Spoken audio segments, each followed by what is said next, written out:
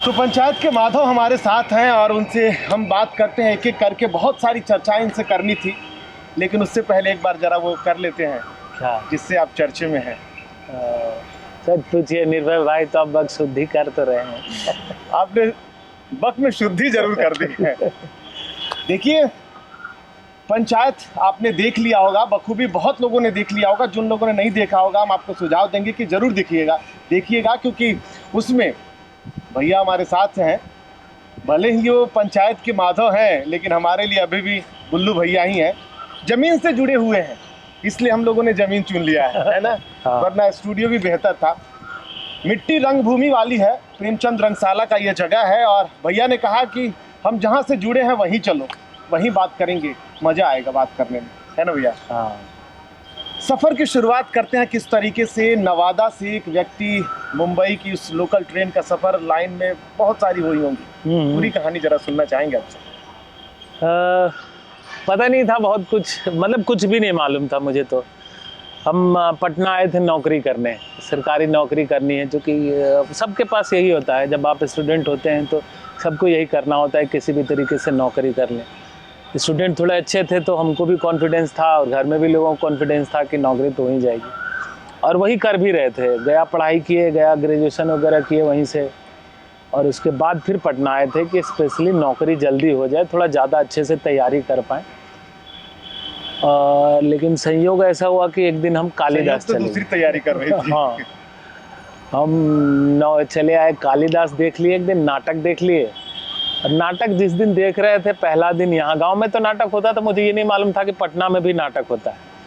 तो पहले बार नाटक देखे तो मुझे लगा यार ये तो शहरों में नाटक होता है, तो मुझे भी करना चाहिए। तो फिर वहाँ से 2 साल का डिप्लोमा किए और फिर नाटक शुरू हो गया, और नाटक करते रहे, कुछ पता नहीं चल रहा था। ये आपको कब एहसास हुआ कि वो कीड़ा आपके अंदर भी है जो यहाँ पैदा हो जाता है? हाँ, ये एहसास हुआ मुझे जब पैसे नहीं होते थे और उसके बाद भी यही कर रहे थे। तब समझ में आया कि अब कोई उपाय नहीं, और कहीं जाना अच्छा नहीं लगता था सिवाय पटना रंगमंच के, या तो रंगशाला में या कालिदास में। हाँ, कहीं मन नहीं लगता था, तो लगा कि अब कीड़ा काट चुका है। अच्छा, ये कीड़ा काट लिया, लेकिन लोगों के अंदर एक और कीड़ा है जो लेकर के लगातार ये सवाल करते हैं कि कलाकारी जो है, या जो आप कला कर रहे हैं, आपने कहा कि पैसे के लिए आपने शुरू कर दिया, लेकिन बहुत लोग ये कहते हैं, और मैंने बहुत जगह सुना भी है, और कुछ इंटरव्यू मैंने आपके पुराने देखे, उसमें आपकी जुबान से भी मैंने सुना कि कलाकारी जो है वो गरीबों के लिए। हाँ, ये सच है, आपके मुंह से मैंने एकदम सच है। इसको मतलब जो भी करना चाहता है वो एक बार अपना बैकअप जरूर देख ले, और बाकी किस्मत तो कोई नहीं जानता कि आप पहुँचे मुंबई और आपको काम मिल जाए।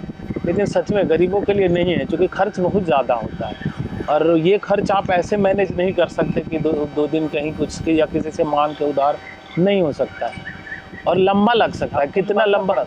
हाँ, हमारे बहुत सारे, हम बहुत कर्जा हम चले गए थे। कर्जा सद गया सब? हाँ, धीरे धीरे सद गया। तो ये तो है कि सच में गरीबों के लिए नहीं है, खास करके अभिनय फील्ड तो नहीं। बाकी का मुझे नहीं पता, अभिनय का तो मैं नहीं बोलूँगा कि कोई भी, यदि आप घर से कमज़ोर हैं तो आप ना करें, या तो घर वाले आपको फ्री छोड़ दें कि आप जानो, तब फिर आ जाएं, नहीं तो ना करें, क्योंकि बहुत दिक्कत है। चलिए, चर्चाएँ बहुत है। अगर आपने पैसे की बात कर दी, परिवार की बात कर दी, तो कलाकारी में आने के बाद जब आप कलाकार बन गए, जब माँ सरस्वती के लाल आप पूर्ण रूप से बन गए, हालांकि अभी तो बहुत कुछ सीखना करना भी है, उसके बाद आपने अपने माँ को खोया, अपने पिता को खोया है। अभी अगर असल मायने में देखा जाए, कैमरे के जो माधव हैं, जो खासकर चर्चे में आए हैं, उससे पहले उन्हें आपने बहुत काम किया है। बुल्लू कुमार के परिवार में कौन कौन है और किस तरीके से जीवन यापन कर रहे हैं, क्या उनका लाइफ स्टाइल है? मेरी पत्नी है, 3 बच्चे हैं। पत्नी आशा वर्कर है, जो कि हेल्थ वर्कर है, बिहार में रहते हैं, बिहार के हमको लगता है पूरे देश में, तो वो करती हैं, और बच्चे पढ़ाई कर रहे हैं बस। कैसा लगता है जब अब इस तरीके का फैम, कैमरे, लोग आपको फ़ोन करते हैं, भैया एक इंटरव्यू दे दीजिए, बुल्लू जी एक इंटरव्यू दे दीजिए, उस दौर के को देखना चाहेंगे कि अब कैसा लगता है, और घर वाले सुनते हैं तो क्या रिएक्शन होता होगा? घर वालों को भी अच्छा लगता है, मुझे भी अच्छा लगता है, और वो जब जो सारा संघर्ष था, जो सारे तकलीफ़ था, वो अब समझ में आता है कि ये बेकार नहीं गया है, उसका उसी का ये सब मतलब फल कोशिश है। करने वालों की हार हार नहीं नहीं। होती, ये आपने तय कर दिया। देखिए, अगर असल मायने बताऊं तो मैं भैया से बहुत पहले से जुड़ा हुआ हूं और इनके कई गाने को भी मैंने सुना है, और यही पटना रंगमंच का वो जमीन है जहां पे मैंने भैया का एक खुद से बनाया, खुद से गाया हुआ एक गाना, एक कार्यक्रम यहाँ चल रहा था, हाँ, सत्याग्रह, हाँ। और हमने शूट किया था। तो पहले जरा चाहेंगे कि वो कलाकारी एक बार दिखा दीजिए, थोड़ा सा कुछ गुनगुनाइए। वही वाला गाना वही गा दीजिए, या जो भी आपको इधर हाल में जो आपने लिखा हो। नया गाना तो नहीं लिखा हुआ, सुना तो सकते अब तो फुर्सत ही नहीं हो गया, क्योंकि अब तो स्टार हो गए हैं। वही सुना देते हैं। बिल्कुल वही सुनाइए। आज की रात फिर नहीं होगी, ये मुलाकात फिर नहीं होगी, ऐसे बादल तो फिर भी आएंगे, ऐसी बरसात फिर नहीं होगी। तो है कहाँ का इरादा तुम्हारा सनम, किसके दिल को अदाओं से बहलाओगे, है कहाँ का इरादा तुम्हारा सनम, किसके दिल को अदाओं से बहलाओगे। बस। मतलब असल में ये कलाकारी हम इसलिए उभारना चाह रहे थे कि हम चाहते हैं कि कोई डायरेक्टर देख ले कि साहब लिखते भी बहुत अच्छा है और गाते उतने ही अच्छा है। ये तो नुसरत साहब का गाया हुआ बिल्कुल, हाँ, मतलब गाते तो हैं, उसको आप अपने शब्दों में सजाया है, और इससे पहले भी आपने गाया है, बजाते बहुत धूम के साथ ही गाते हैं। खैर, अब आगे बढ़ते एक बार फिर से। माधव की कहानी से पहले माधव ने बहुत कुछ किया है, एक दो नहीं, बल्कि सबसे पहले अगर असल मायने में देखा जाए तो माधव पहले बलचनवा था, और बिहार में उसी बलचनवा के नाम से जाना जाता था, जिसने एक बड़े पर्दे पर फिल्म की थी। स्टार थी इनके साथ, इनकी को एक्टर थी स्मिता शर्मा थी। हालांकि वो स्टार प्लस की फेमस शो जो था प्रतिज्ञा, उसकी सास का किरदार उन्होंने निभाया था, लेकिन वो इनकी हीरोइन रह चुकी हैं। वहाँ से एक लंबा सफ़र रहा, ये कैसे होता गया। देखिए, उस वक्त आपने बड़ी फिल्म की, लेकिन पंचायत में आकर के एक छोटा किरदार माधव को फेमस कर गया। ये सब कैसा रहा? वो हुआ था उस समय कि बलचनमा किए थे, गुटरू गुटरू किए थे, तो 2 प्रोजेक्ट मेन लीड कर चुके थे। जी बिल्कुल। तो मार्केट में ऐसा लोगों को लगने लगा था कि अब मेन लीड ही करेगा ये, तो मुझे कोई अप्रोच ही नहीं करते थे। तो वो 3-4 साल था कि हम कोई काम नहीं कर पा रहे थे और ज़्यादा परेशान हो गए थे कि क्या करें, कैसे होगा, क्या होगा, कुछ समझ में नहीं आ रहा था। पैसे भी नहीं थे कि मुंबई जा सकते थे, तो ज़्यादा कुछ परेशान हो गए थे। फिर लॉकडाउन हुआ और लॉकडाउन के बाद मुंबई गए।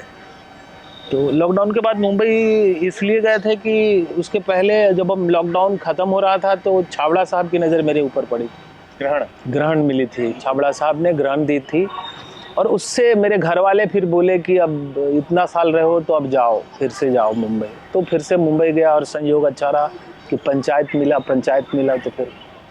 अच्छा, एक चीज़ हमने और सुना, पंचायत देखा भी, पहले में तो नहीं दिखे हैं, लेकिन दूसरे और तीसरे में, और उम्मीद है कि चौथा भी आने वाला है। ये मैं आपसे जानना चाहता हूँ, क्या चौथा भी आएगा? हाँ, चौथा भी आएगा। देखिए, क्लू देखने के बाद ये तो उम्मीद कर सकते हैं कि चौथा आएगा, लेकिन पहला में बकरी ढूंढ रहे थे, मिली क्या?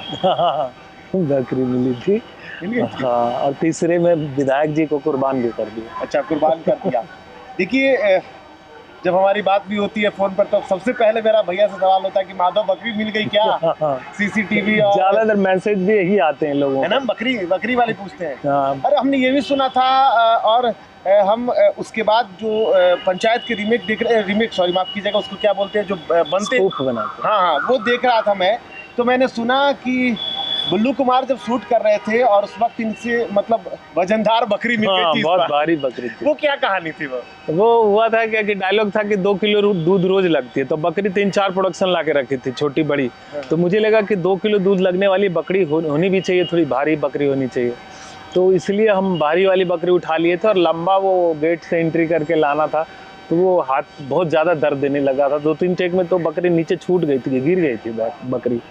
तो वो ये सब हुआ था। अच्छा, एक बार पंचायत की सेट का कुछ रोमांचक किस्सा जो होता है, कुछ शानदार तस्वीरें होंगी जो आपको दिमाग में हमेशा याद करती है। कलाकार के लिए तो ये बहुत सारी होती हैं, लेकिन कुछ ऐसा बहुत मज़ा ही आता है। और एक्टरों, मुझे लगता है कि अभिनेताओं को वहाँ कोई कष्ट नहीं होता, बाकी टेक्निकल टीम होती है उनको ज़्यादा काम होता है।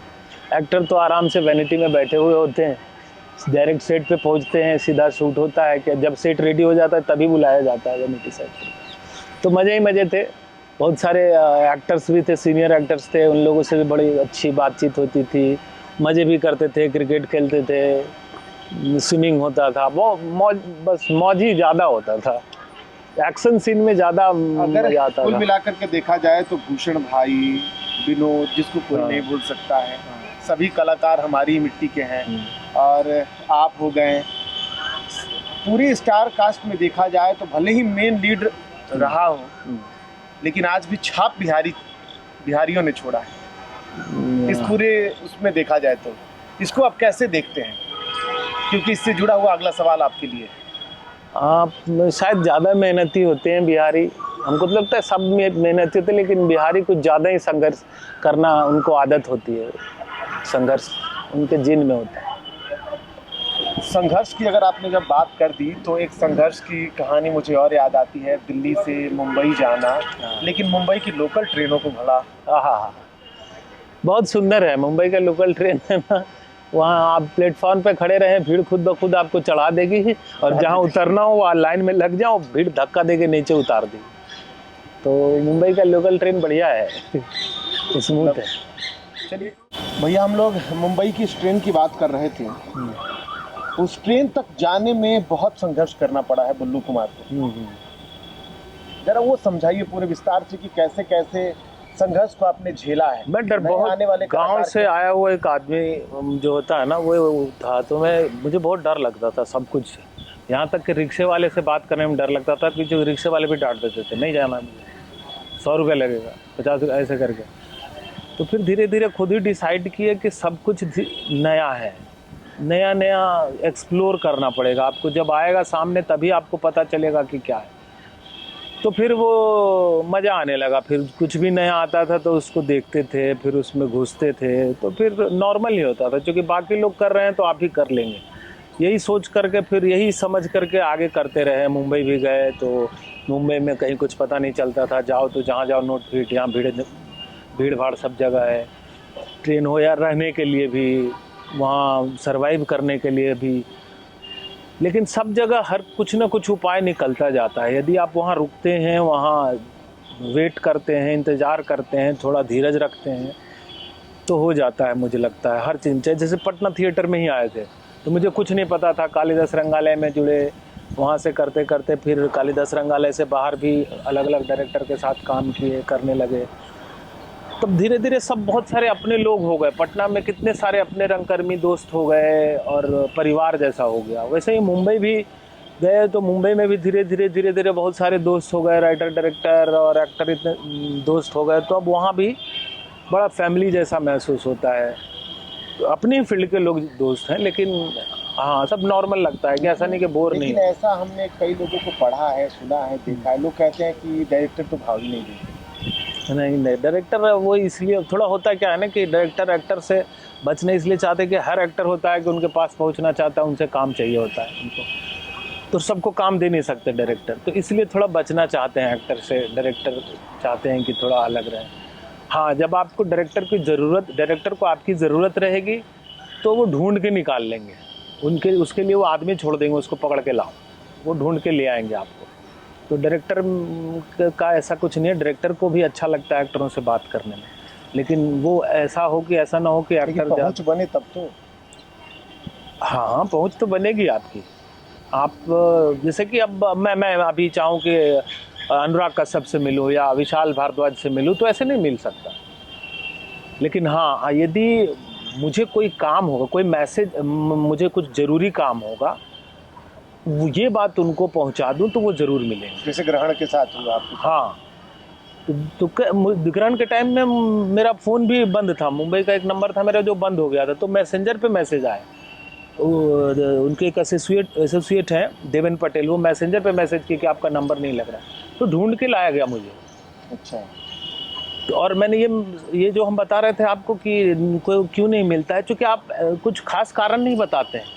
बस ऐसे ही मिलना है। तो मिल करके क्या करेंगे? वो डायरेक्टर क्या आपसे मिलेगा? आप उसको जेन्युइन कारण तो बताइए कि हाँ मैं इस काम से मिलना चाहता हूँ, तो उसको समझ में आएगा कि हाँ ये काम सही। आप सिर्फ इसलिए मिल रहे हैं कि आप हमको रोल दे दीजिए, तो अभी उनकी ना स्क्रिप्ट लिखाई है ना कहानी बनी, हम कैसे रोल आपको दे दें? और क्या मिल करके करेंगे एक्टर से? कुछ तो कारण नहीं है। तो मुझे लगता है ऐसा कि इसलिए डायरेक्टर नहीं मिलते हैं, क्योंकि मिल के करेंगे क्या? उनको मिलने के लिए ज़रूरी है प्रोड्यूसर से मिलेंगे, वो राइटर से मिलेंगे, क्योंकि उनको काम करना है राइटिंग पे। उनको डीओपी से मिलना है, क्योंकि बढ़िया डीओपी उनको लाना है अपने फिल्म में। एक्टर के लिए ऑलरेडी एजेंसी बना हुआ है, कास्टिंग एजेंसी, तो उनसे जाके मिले एक्टर ना। डायरेक्टर से मिल के क्या करेंगे आप? हाँ, आप यदि कुछ ऐसा जेन्युइन सवाल है आपके पास तो वो ज़रूर मिलना चाहिए। अच्छा, इस पूरे जो आपकी सीरीज जो रही है, बहुत सारी रही हैं, बहुत सारे आपने किए हैं, महारानी कर लीजिए आप, और भी बहुत सारे रहे हैं। एक चीज़ हमने देखा है, बहुत लोग ऐसे होते हैं जिनके माइंड में ये होता है कि छोटा रोल से कुछ नहीं होगा।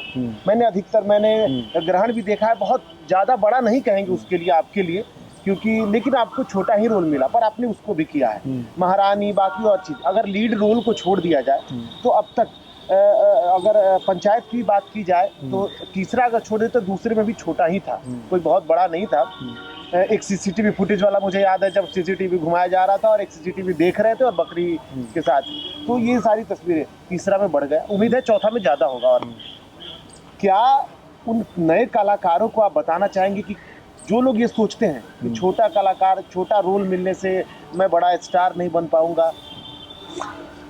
ऐसा है कि आपके पास यदि कोई काम नहीं है तो आपको जो काम मिले वो करना चाहिए, है ना। आप एक बार देखें तो शूट कैसा होता है, कैसे एक्टिंग होती है, आप करके देखें, खुद को पर्दे पे देखेंगे तो समझ में आएगा कि आपने क्या सोचा था और क्या निकल के आया है। बहुत सारी चीज़ें होती है, आप यूनिट में जाएंगे, सारा बैलेंस करना, बहुत सारी चीज़ें होती है जो कि आप सेट पे जा कर के ही समझ सकते हैं। धीरे धीरे खुद को एक कैरेक्टर दिखाएंगे, जैसे मान लीजिए कोई एक दुकानदार का कैरेक्टर किए किसी फिल्म में या सीरीज़ में, छोटा सा कैरेक्टर किए, किसी दूसरे में कुछ और छोटा सा सिपाही का कैरेक्टर किए, किसी दूसरे में दरोगा का कुछ, तो अलग अलग कैरेक्टर करेंगे तो धीरे धीरे लोग आपको जानेंगे, एक संपर्क बनेगा लोगों को, लोग आपके बारे में जानेंगे कि अच्छा एक्टर है। तो धीरे धीरे हमको लगता है कि अच्छे रोल भी मिले। एग्जाम्पल नवाजुद्दीन सिद्दीकी तो है, सरफरोश बहुत सारे हमारे शो कहीं दुर्गेश जी छोटे छोटे कैरेक्टर ही करते रहते थे, अभी मेन निगेटिव कर रहे हैं। वो कितने सारे फिल्मों को सीरीज में किए हैं। ये जो विनोद है ये भी वही कर रहे थे। अच्छा, सब लोग यही कर रहे हैं। एक चीज आपको अंदर से पूछना चाहेंगे, अंदर की कहानी, पर्सनल लाइफ में थोड़ा अलग जाएंगे। देखिए, रिंकी और सचिव जी का भले चल रहा था, लेकिन सोशल मीडिया पर एक खबरें खूब चल रही है कि विनोद तो ले गया। अरे नहीं, ऐसा कुछ नहीं था। अब चूंकि सब हम लोग का एक ही थिएटर सर्कल से ना, अशोक पाठक, हम, दुर्गेश जी, तो रिंकी जो है, वो सान्विका जो है, तो सब लोग थिएटर से ही हम लोग, तो हम लोग की थोड़ी ज़्यादा बॉन्डिंग है। तो बातचीत में ऐसे भी मिलते हैं तो फोटो वोटो खिंचाते रहते हैं। वही फोटो वोटो कहीं से मिल गया मीडिया को, वो फिर अलग तो क्या रियल लाइफ में ये दोनों एक साथ हैं? अरे नहीं, दोस्त हैं हम लोग, सब दोस्त हैं। और वो फोटो सिर्फ खिंचाया गया था और वो फोटो डला गया और बस वही सारा कांड हो गया था। अच्छा, मतलब ये कांड ऐसा कुछ नहीं, ऑलरेडी बेचारे अशोक मतलब ये समझने की जरूरत है कि जो सोशल मीडिया पे चल रही है खबरें कि सचिव जी देखते रह गए और विनोद रिंकी को ले गया, वो ऐसी कोई कहानी नहीं है, दोनों दोस्त हैं। खैर, फिर से एक बार हम आते हैं पंचायत के सेट पर। पंचायत के सेट पर बहुत कुछ चल रहा था। पंचायत के सेट की पूरी कहानी, पूरी तस्वीरों को लेकर के देखा जाए, जिस तरीके की कहानी मतलब किस तरीके से गढ़ी गई आपके साथ, कैसे माधव मिल गया उनको, ये कहानी भी जानना जरूरी है कि क्या माधव ने खोजा पंचायत को या पंचायत ने खोजा माधव? पंचायत ने ही खोजा, टीवीएफ ने खोजा। ये दरअसल कास्टिंग बे ने खोजा माधव को, क्योंकि कास्टिंग का काम कास्टिंग बे को ही था। तो बहुत सारे ऑडिशन हो चुके थे, मतलब वर्सोवा में लगभग एक्टर दे चुके थे ऑडिशन। और मुझे भी बाद में पता चला, बहुत लास्ट में पता चला कि पंचायत का ऑडिशन चल रहा है। तो एक विपुल है, पटना से ही है, एक्टर है, तो वो बताया कि एक अमित नाम से लड़का मेलोरंग दिल्ली का था जो कास्टिंग पे ज्वाइन किया था उस समय। अभी तो एसोसिएट वो भी हो गया, कास्टिंग एसोसिएट हो गया। तो उसका नंबर मिला और हम उसको अपना प्रोफाइल भेजे और तब जाकर के उधर से ऑडिशन आया और उन लोग को अच्छा लगा। क्योंकि मैं भी सरप्राइज था कि थोड़ा तो मैं हेल्दी हो गया हूँ, तो हेल्दी आदमी कैसे, उनको अच्छा लगा कि मैं बकरी वाला बनूंगा। तो लेकिन खैर बकरी वाला की बात से मुझे एक और सवाल दिमाग में याद आ गया। मैंने अब तक जितना आपका रोल देखा है, गरीबों वाला रोल क्यों होता है भैया, कुछ तो अच्छा दिखे। शायद मैं गरीब दिखता ही हूँ। अच्छा, क्या आपने ऐसा पहले डिसाइड कर लिया कि मैं गरीब दिखता हूँ इसलिए? और थिएटर में हमको लगता है सबसे ज्यादा कैरेक्टर तो गरीबों का ही होता है, तो वो भी किया हुआ ही रहता है ज्यादातर कैरेक्टर की वजह से से। शब्द आ गया तो एक और सवाल। सवाल ये कि आपने थिएटर को जिया है, हाँ। किया नहीं जिया है। मैं जिया शब्द इसलिए कहूँगा क्योंकि जानता हूँ आपने जिया है। थिएटर का मंच और फिल्म का मंच, सवाल बहुतों के लिए बहुत बड़ा हो सकता है कि आप समझ सकते हैं। इस दोनों को कैसे हम एक साथ जोड़ें? क्या थिएटर के कलाकार फिल्म को बेहतर तरीके से जीते हैं या फिल्म के कलाकार थिएटर को बेहतर तरीके से जीते हैं? क्योंकि बहुत ऐसे लोग हैं जो बिना थिएटर किए फिल्म में गए। है तो एक्टिंग ही, यहाँ भी एक्टिंग है वहाँ भी एक्टिंग है, सिर्फ चेंज हो जाता है कि वहाँ जैसे सिनेमा में एक कैमरा होता है, बस एक आँख देख रही होती है, स्टेज पे होते हैं ढेर सारी आंखें आपको देख रही वहाँ टेक का मौका होता है। वहाँ प्रोफाइल जो होता है कि आपका एक यहाँ है कि प्रोफाइल मेरा ये है, सिर्फ यहाँ प्रोफाइल पूरा 360 डिग्री होता है, आप पूरा आप दिखाते हैं। मुश्किल तो इतना ही अंतर है। मुश्किल कौन सा? मेरे लिए तो सिनेमा ही मुश्किल है। थिएटर तो मेरे लिए आसान है। लेकिन कहा जाता है कि थिएटर सबसे ज्यादा मुश्किल है क्योंकि यहाँ कोई टेक नहीं होता है। नहीं तो और एक चीज और जो कहा जाता है कि सो मस्ट डन, मतलब यहाँ तो किसी भी कीमत पर होना ही है। और आप उससे जूझ भी रहे हैं, जो आपके गेटअप हैं आप उससे परेशान हैं लेकिन जूझ रहे हैं। तो मुझे ज्यादा आसान लगता है अब थिएटर आसान लगता है क्योंकि आपने कई लीड रोल किए हैं और बजाते अपने क्या बोलते हैं उसको, सिंगल जो बोलते हैं उसको, जो सोलो आपने किया हुआ है कई। तो इन सारे में आपको अभी भी आसान थिएटर लगता है। वहाँ टेक मुश्किल है क्या ज्यादा? वहाँ अंदाजा लगाना मुश्किल है कि किस लेवल से एक्टिंग करें आप, कितना आपका प्रोजेक्शन हो, क्या आप दिख रहे हैं, कैसा दिख रहे हैं, ये अंदाज़ा लगाना मुश्किल होता है। यहाँ है कि आप महीनों रिहर्सल करके एक कैरेक्टर तैयार कर लेते हैं, वो कैरेक्टर 1 घंटा 1.5 घंटा वो परफॉर्म कर लेता है, वो प्रैक्टिस किया हुआ है, रियाज किया हुआ है आपका। यहाँ मेरा सेट हो चुका है, मुझे कौन सा प्रोफाइल कहाँ देना है ये मुझे आदत हो चुकी है, मैं दिमाग भी नहीं लगाना पड़ता, वो सेट हो चुका है मेरा दिमाग थिएटर में कि कैसे मैं मूव करूँगा तो कैसा लगूँगा सामने से, कैसे उठाऊँ हाथ तो कैसा लगूँगा मैं थिएटर में। लेकिन सिनेमा में कैसा, कैमरे पे मैं कैसा लग रहा हूँ, मेरा यहाँ है वहाँ है, मुझे कुछ नहीं पता। लेंस भी नहीं पता होता था कि 50 लगा है तो कितना नज़दीक है, 14 लगा है क्या है, वो नहीं समझ में आता। आज भी हमको नहीं समझ में आता। ये सब नाम याद हो गया, 50, 100 और 14, 25। हाँ, थोड़ा ठीक से करो। हाँ, टाइट होता है क्या होता है, बहुत सारे दिखते हैं। जैसे हम लोग को पूरा नीचे बांध दिया जाए और यहाँ टाइट लगा दिया जाए, तो ऐसे में अब एक्टिंग करना ये कितने टफ है।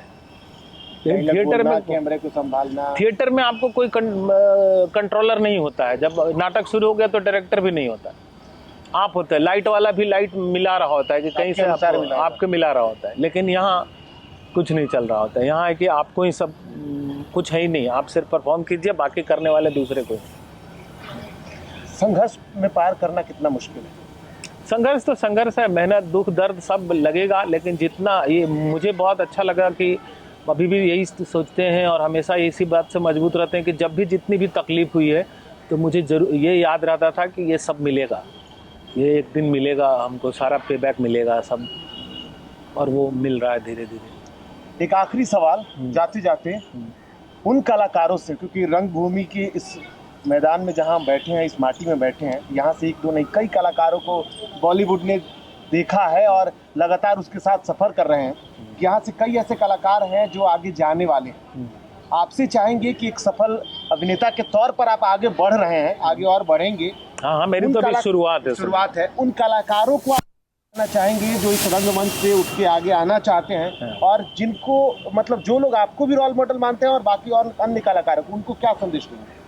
मजबूत रहें, बहुत मजबूत रहें, धीरज रखें और खुद को तैयार करें और खुद को समझें कि हाँ हम किसके लायक हैं, एक्टिंग के लायक हैं, कैमरा अच्छा करते हैं, राइटिंग अच्छा करते हैं, डायरेक्शन अच्छा करते हैं, ये समझ लें। और उसके बाद आराम से मुंबई आए, कुछ पैसे रख लें, जितना हो सके ज़्यादा वो पैसे रखें और वहाँ कम खर्चा करें, जितना मिनिमम हो सके खर्चा करें और वहाँ अपना संघर्ष शुरू कर दें और धीरज रख करके चालू रहें बस। और खुश रहना बहुत ज़रूरी है, किसी भी हालत में। खाना ना खाएं फिर भी खुश रहें, थोड़ा 2 रोटी खा के भी खुश रहना सीखें, आपके चेहरे पे दुख नहीं नज़र आना चाहिए कभी भी, क्योंकि कोई भी दुखी आदमी के साथ काम नहीं करना चाहता, कहीं भी नहीं। और ये तो सिनेमा का दुनिया है, वहाँ मुस्कुराता हुआ चेहरा जरूर चाहिए होता है। चलिए, तो बड़ा संदेश, लेकिन जाते जाते आपसे बस एक कोई दूसरा डायलॉग, वो छोड़ दीजिए क्योंकि वो बहुत फेमस हो गया है। हाँ। कोई ऐसा दूसरा डायलॉग पंचायत का जो आपको काफी फेमस है, क्योंकि पंचायत से चर्चे में आप आए हैं, तो इसलिए हम पंचायत की ज्यादा जिक्र कर रहे हैं। हाँ। कोई जाते जाते एक छोटा सा डायलॉग जो हो, जो आपके दिल तक पहुंच गया हो और जनता तक वो पहुंचे। अरे जगमोहन, अपने घर के बूढ़ पुरनिया के साथ ऐसे कौन करता है रे?